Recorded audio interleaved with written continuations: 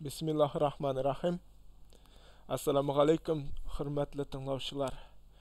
Бүгінгі шығарылышта Дүсәнбәт турында сөйләргә булдым. Дүсәнбәт 15-16 гасыр татар поэзиясында сугышчы шагыйрьләр иҗатына керә. Дүсәнбәт 16 гасырның соңгы чирегендә татарның билгеле шәһәре Азакта, хәзерге Азовта туып үсә. Гаскәри 16 йөзнең 20 елларында сугышта алган яраларыннан үлеп китә. Муалифның иҗатында сугыш корбаннарының язмышы темасы аерым бер урын алып тора.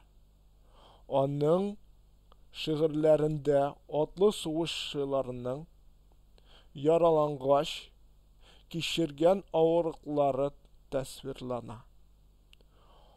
Анда яралыга кирәк булган беренче ярдәмнең нинди булырга тиешлеге, атта йөрүченең даими кирәк әйберләре турында әйтелә.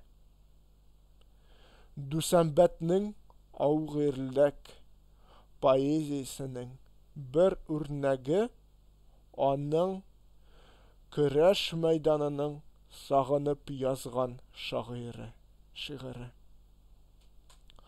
Муалифның җитлектән сугышчы булып танылган чакларында ак җаек буйларын, андагы бүс урда далаларын күрәсе килеп ямансылый. Әйләнәсең ак җаек, ат салмый, үтәр көн кайда, иңсәне биек бүс урда. Иңене күрер көн кайда, кара болан тиресен. Итек керер көн кайда, бөдерәдән бау тагып. Киреүкә киер көн кайда, гөмбер кешнәтеп.